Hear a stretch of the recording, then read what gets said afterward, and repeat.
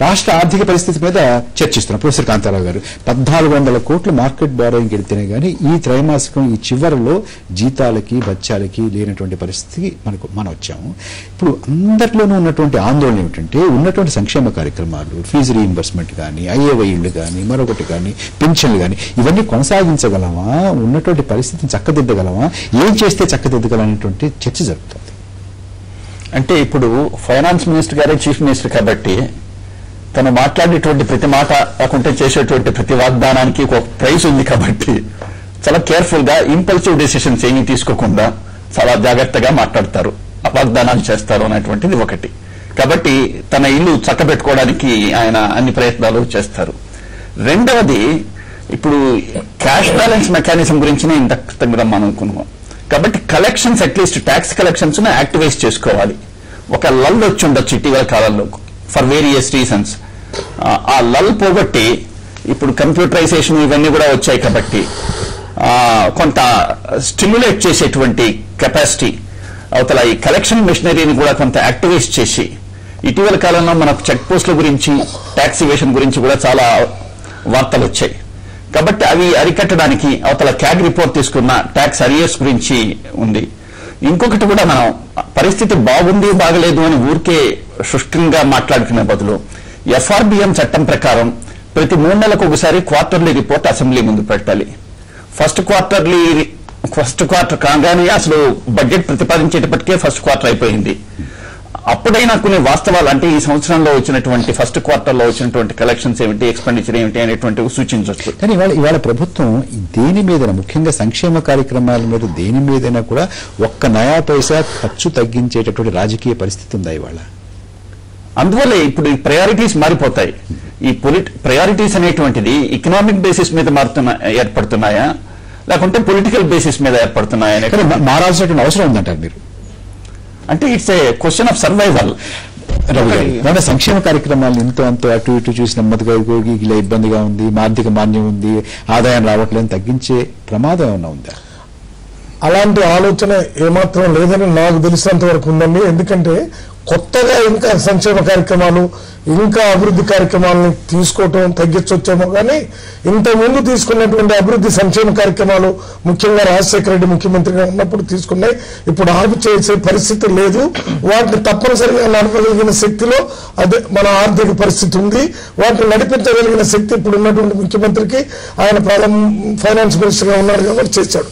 ఈ సందర్భంలో ఇంకో చిన్న మాట నాకు చెప్పాలనుకుని చెప్పలేకపోయాను. మాజీ ఫైనాన్స్ మినిస్టర్ యనమల రామకృష్ణుడు గారు ఒక మాట చెప్పాడు చాలా క్లియర్ గా. కొన్ని కమిషన్లు ఇచ్చే ఫైల్ని ముఖ్యమంత్రి గారు గుర్తించారని, ఆ గుర్తించిన ఫైల్ని ఫైనాన్స్ మినిస్టర్ గారు సంతకం పెట్టారని, వాటి మీద వచ్చిన కమిషన్ ని రామచంద్రరావు గారు తీసుకున్నారని. అయితే అది ఒక మామూలు వ్యక్తి ప్రభుత్వంలో ఏ రకమైన బాధ్యత తీసుకున్నటువంటి వ్యక్తి చెప్పుంటే అదేదో మామూలుగా చెప్పారనుకుంటారు. నేను ఫైనాన్స్ మినిస్టర్ గా చేశారు, ఆయన పైన ఒక ముఖ్యమంత్రి ఉన్నారు, ఆయన 9 సంవత్సరాలు చేశారు. అంటే ఆయన టైంలో వాళ్ళ ముఖ్యమంత్రి గారు చంద్రబాబు నాయుడు గారు ఈ రకంగా కమిషన్ ఇచ్చేటటువంటి ఫైల్ చూసి ఈ ఫైనాన్స్ మినిస్టర్ పంపిస్తే ఈయన క్లియర్ చేసిన తర్వాత ఆ కలెక్షన్ మళ్ళీ చంద్రబాబు నాయుడు పోయిందేమో అది మనం చెప్పడానికి ఇది మాత్రం చాలా అన్యాయమైనటువంటి కామెంట్. ఇప్పుడు జరుగుతున్నట్టు దానికి రాజకీయ కోణవద్దు. ఒక ప్రతిపక్షంగా, ఒక విజ్ఞత గల నాయకుడిగా వీరంటే ఒక గౌరవం ఉంది.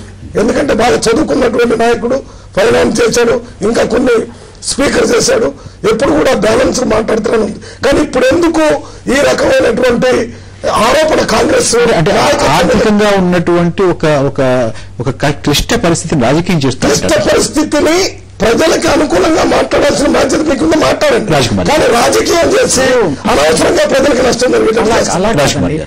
క్లిష్ట పరిస్థితి ఉందనేది అందరూ సోనియా గాంధీ దగ్గర నుంచి వారి వరకు ఒప్పుకుంటున్నారు. అందరూ అంటున్నారు. మీ ప్రశ్న కూడా అదే మనకు వచ్చింది. ఇప్పుడు దాన్ని అన్నారని చెప్పినని తిరిగి మళ్ళీ చంద్రబాబు గారు లేదండి, సంక్షేమ కార్యక్రమాలు కుంటుపట్టాయంటారు. ఇందా నుంచి మేము ఎక్కడ మర్చిపోతాం, ఎన్టీవీలో కనిపిస్తా ఉంది. ఇందా నుంచి ధాన్యాలు చూపిస్తున్నారు. ఆహార ధాన్యాల కొరత ఏర్పడుతుందనేది పెద్ద భయంకరమైనటువంటి ఆందోళన కలిగిస్తా ఉంది. రెండోది, ఇవాళ కందిపప్పు 100 పప్పుగా మారిన సంగతి మనం చూసాం. ఇవాళ బియ్యము, మామూలు బియ్యం 20 రూపాయలు, సన్న బియ్యం అయితే 45 రూపాయలకు పెరిగిపోయిన పరిస్థితి వాళ్ళ ఉంది. ఏది కూడా కొనలేని పరిస్థితి ఉంది వాళ్ళ. కాబట్టి వాళ్ళ అధిక ధరలు దేని మీద బంగారం ఏంటండి, ఇవాళ పెళ్లిళ్ళు చేసుకుంటే పసుపు గుమ్ము కొట్టుకునే పరిస్థితి అనమాట అండి. చిన్న బంగారం కొనలేకపోతున్నాం, వెండి కొనలేకపోతున్నాం. సరే పెద్దవాళ్ళు కొంటారనుకో, ఎవరికైనా కనీసం తాళుబుట్టుకని ఇంత బంగారం కొనుక్కునే స్థితి లేదు ఇవాళ. కాబట్టి దేని తీసుకున్నా కూడా విపరీతంగా రేట్లు పెరిగిపోతున్నాయంటే ఆర్థిక మాంద్యం ఎక్కడ పెట్టినా వినిపిస్తున్న మాట. దాన్ని ఆసరాగా చేసుకుని ఈ ప్రభుత్వం మీరు సక్రమంగా పరిపాలన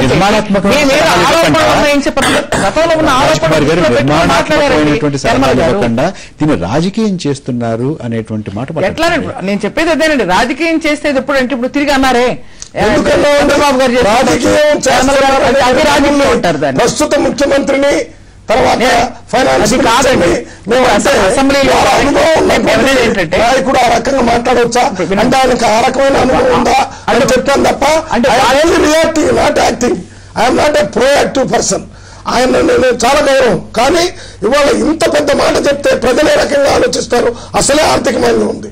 మేము డబ్బులు తింటున్నామని, ప్రభుత్వం చెడిపోయిందని, ఇది మా బాధల నుంచి వాళ్ళు డబ్బులు తింటున్నారనే ఫీలింగ్ వస్తే అసలు పరిస్థితి ఇంకా దిగజారిపోద్ది. అటువంటి పరిస్థితి రాకూడదనే ఇవాళ ఒకటేనండి మేము అడుగుతున్నది ఒకటే. సరే ఆరోపణలు అనేటువంటి రాజకీయంగా చేస్తున్నారా అని మీరు అంటున్నారు, మీరు తిరిగి చేస్తున్నారు. అధికారంలో ఉంది మీరు, ప్రతిపక్షంలో ఉంది మేము, ప్రజల పక్షాలను మాట్లాడవలసింది మేము, ప్రజల తరఫున అండగా ఉండవలసింది మేము, ప్రజల సంక్షేమాన్ని చూడవలసింది మీరు. కాబట్టి రెండోసారి మళ్ళీ అధికారంలోకి వచ్చారు. అయితే ఇవాళ ఉన్న పరిస్థితి లోడ్ బడ్జెట్ బట్టి కానీ, మొన్న వచ్చినట్టు ఆర్థిక మాంద్యాన్ని పరిస్థితి కానీ, ఈ ప్రపంచవ్యాప్తంగానే కాకుండా దేశవ్యాప్తంగానే కాకుండా కేంద్రంలో మీ అధిష్టానమే పదే మాట్లాడుతున్నప్పుడు మీరంతా కూడా జాగ్రత్తగా ఉండండి. ప్రజలకి కావలసిన సౌకర్యాలను కనీసం మీ దీనిలో హెచ్చరిక చెప్పాం. తీసుకునే వాస్తవ పరిస్థితిని దృష్టిలో పెట్టుకుంటే అడుగులు ఎటుపడాలి. ఒకటి బడ్జెట్ అనేది ఖచ్చితంగా ఉంది కనుక ఎక్కడో కాన ప్రియారిటీస్ మారుతాయి, తప్పదు. ఇప్పుడు ఉదాహరణకు మీకు హౌసింగ్ స్కీమ్స్ ఉంది, దాని నిధులు తగ్గించారు. రేషన్ కార్డులను తగ్గిస్తామన్నారు. ఇది గతంలోనే, ఇప్పుడు కాదు. రాజశేఖర రెడ్డి గారు ముఖ్యమంత్రిగా ఉన్నప్పుడే చేశారు.